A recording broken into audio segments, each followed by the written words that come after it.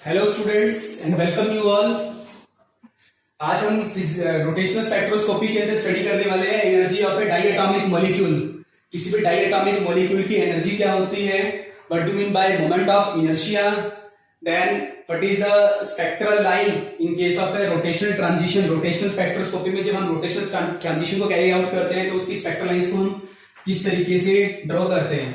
अब देखिए, energy of a diatomic molecule, simple अगर मैं बात करूं, हमें इसके डेरिवेशन से कोई मतलब नहीं है, लेकिन अगर मैं किसी भी एक रोटेटिंग डाइएटॉमिक मॉलिक्यूल की बात करूं तो उसकी जो एनर्जी होती है उसको हम किस तरीके से डिफाइन करते हैं, X square upon 8 pi square I J into J plus 1।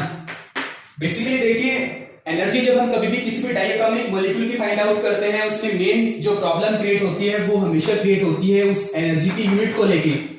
कई की जगह पे उसकी एनर्जी को लिखा होता है जूल में, कई की जगह पे लिखा होता है सेंटीमीटर इनवर्स में। तो बेसिकली जो मेन प्रॉब्लम आती है कॉम्पिटिटिव एग्जाम्स में वो हमेशा इसके यूनिट को लेके आती है। बेसिकली देखिए, अगर एग्जाम में कोई क्वेश्चन आता है, कभी ये नहीं पूछेगा कि what is the derivation of this, energy का डेरिवेशन क्या है। बेसिकली आपसे इसी से रिलेटेड जो क्वेश्चन पूछेगा वो डायरेक्ट पूछेगा। इस वजह से मैं इस एनर्जी को डायरेक्ट वे में रिप्रेजेंट कर रहा हूं। The energy of a rotating diatomic molecule, किसी भी डाइएटॉमिक मॉलिक्यूल की जो एनर्जी होती है that is known as x square upon 8 pi square I J into J plus 1 and the unit of this is in joule. इसकी energy क्या होती है, जूल में। अब बेसिकली देखिए, कई कई जगह पे एनर्जी जो होती है वो जूल में रिप्रेजेंट करते हैं, कई कई जगह पे सेंटीमीटर इनवर्स में रिप्रेजेंट करते हैं। तो देखिए, अगर मैं इसी एनर्जी को सेंटीमीटर इनवर्स में अगर मैं रिप्रेजेंट करना चाहूं तो इसको हम रिप्रेजेंट किस तरीके से करेंगे। इसको मान लीजिए मैं रिप्रेजेंट कर रहा हूं ई प्राइम के साथ। Let us assume this energy is in joule, और जो मैं अभी एनर्जी निकाल रहा हूं this one is in centimetre inverse. हमारे पास ऊपर वाली एनर्जी किसमें गिवन है, जूल में। जब कभी भी हमें एनर्जी जूल में गिवन होती है और उसको मुझे सेंटीमीटर इनवर्स में अगर कन्वर्ट करना हो, then simply divide the energy in joule by H C. इसको एच सी से डिवाइड करना होता है। Here H is the Planck's constant. अब देखिए, ये किसमें है, जूल में है। प्लैंक्स कांस्टेंट क्या होता है, 6.6 into 10 to the power -34 joule into second,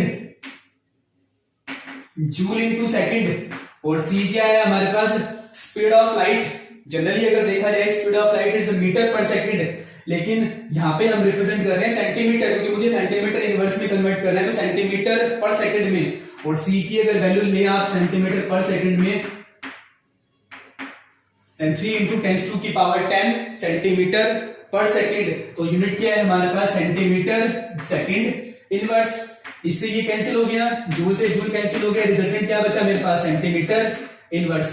that means मुझे क्या करना होगा, इस एनर्जी की टर्म को अगर मुझे सेंटीमीटर इनवर्स में कन्वर्ट करना है तो मुझे क्या करना होगा, एक्स से डिवाइड करना होगा। तो देखिए, E prime X square upon 8 pi square I into X C J into J plus 1 is in centimetre inverse. ये किसमें गिवन है मुझे, सेंटीमीटर इनवर्स में। देखिए, एक्स से एक्स कैंसिल हो जाएगा, रिजल्टेंट मेरे पास क्या आएगा, H upon 8 pi square I C J into J plus 1 and this one is in centimetre inverse. तो अगर मैं एनर्जी की बात करूं जूल में, तो मेरे पास एनर्जी जूल में क्या आ रही है, x square upon 8 pi square I J into J plus 1, this one is in joule.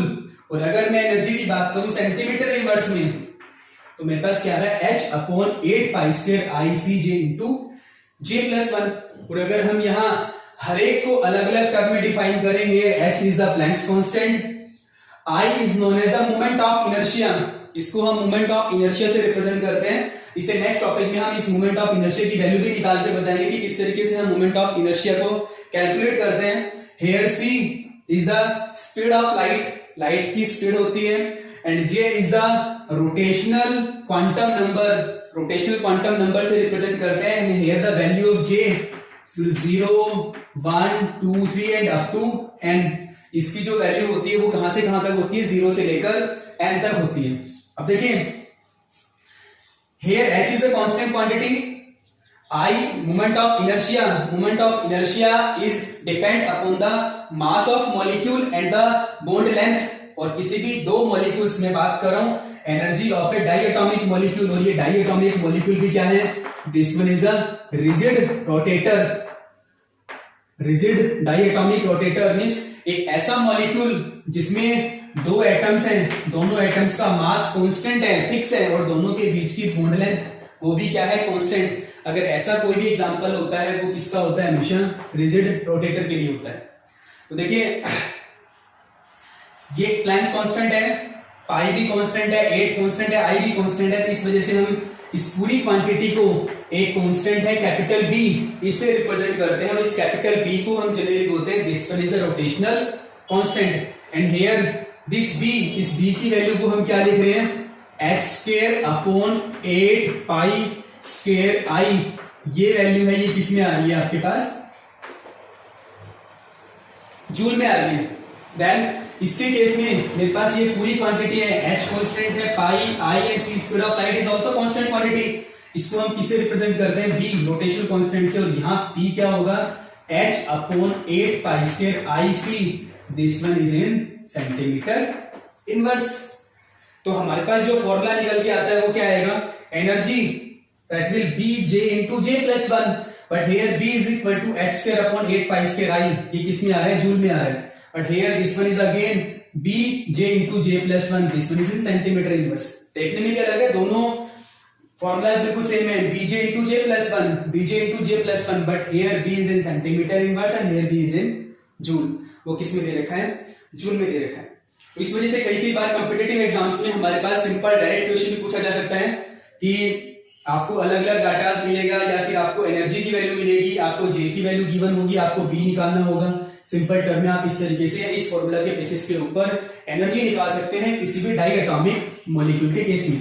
अब मेन पॉइंट क्या आता है हमारे पास, डाई एटॉमिक मॉलिक्यूल है मींस एक ऐसा मॉलिक्यूल या रिजिड रोटेटर जो दो एटम से मिलकर बना होता है, और दो एटम जब कभी भी एक दूसरे के साथ बॉन्ड बनाते हैं तो वो हमेशा लीनियर वे में अरेंज होते हैं।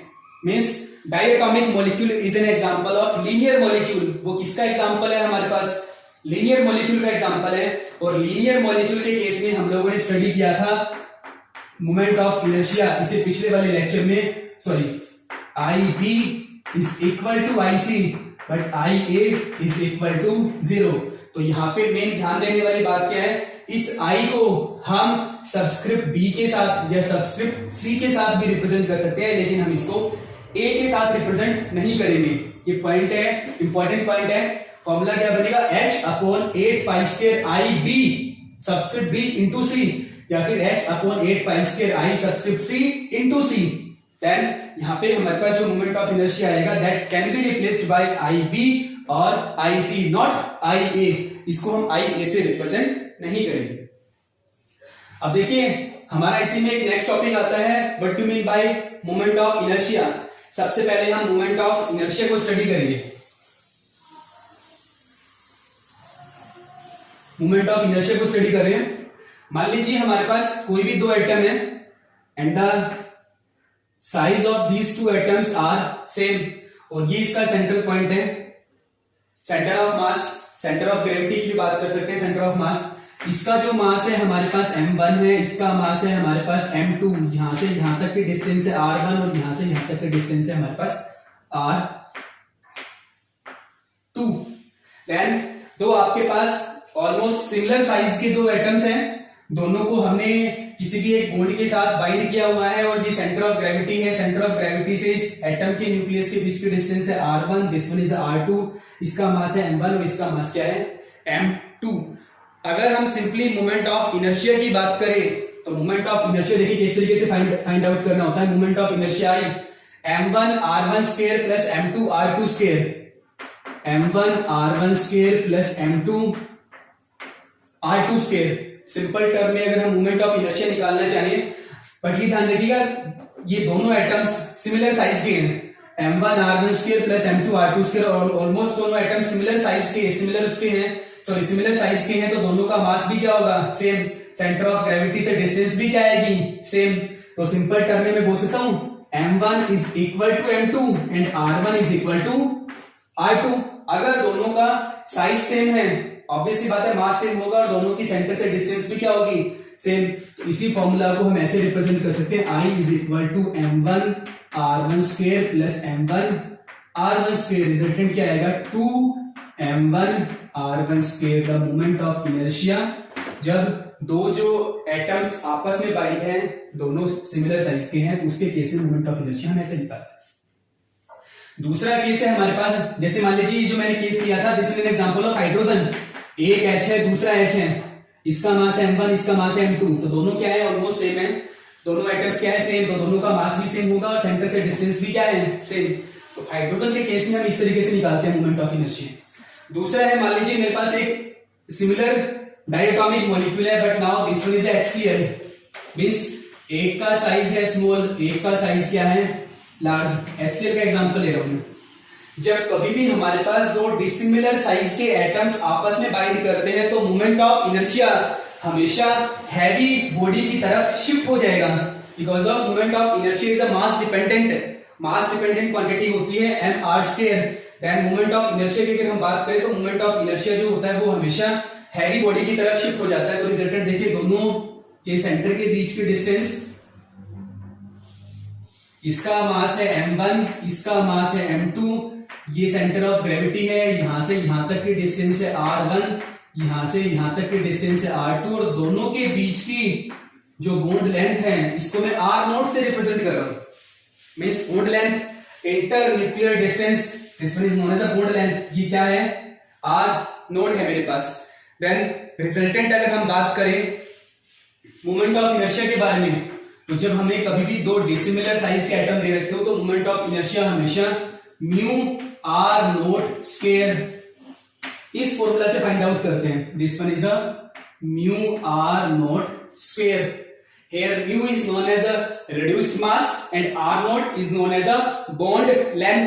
ये क्या है, हमारे पास बॉन्ड लेंथ है, और ये रिड्यूस्ड मास कई बार एग्जाम में पूछा जाता है रिड्यूस्ड मास को कैलकुलेट करने के लिए। तो देखो थोड़ा सा कंफ्यूजन होता है इसमें, तो जनरली देखिए रिड्यूस्ड मास कैसे निकालते हैं, 1/μ is equal to 1/m1 plus 1/m2।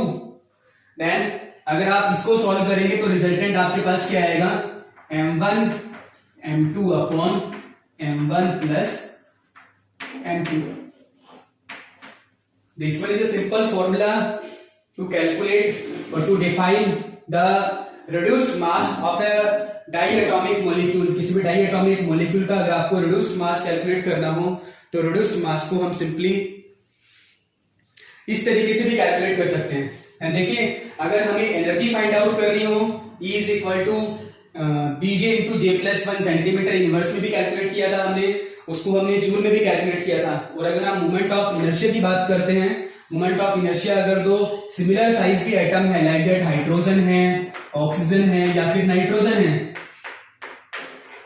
Generally हम बोले homo nuclear diatomic molecule, generally हम बोल सकते हैं होमो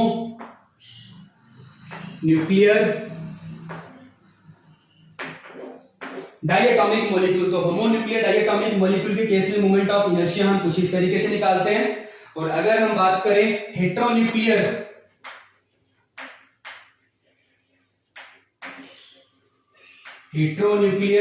डाइएटॉमिक मॉलिक्यूल, तो हेट्रोन्यूक्लियर डाइएटॉमिक मॉलिक्यूल के केस में हम मोमेंट ऑफ इनर्शिया कुछ इस तरीके से फाइंड आउट कर सकते हैं। इसे नेक्स्ट लेक्चर में हम बात करेंगे एनर्जी के अकॉर्डिंग। अगर हमें ट्रांजिशन कैलकुलेट करनी हो या फिर रोटेशनल स्पेक्ट्रा ड्रॉ करना हो, तो रोटेशनल स्पेक्ट्रा हम किस तरीके से ड्रॉ करेंगे, what is the selection rule for the transition from one rotational level to the another rotational level, कि वो ट्रांजिशन क्या होगा, तो उसको हम नेक्स्ट वाले वीडियो लेक्चर में स्टडी करेंगे। Thank you so much for watching this video.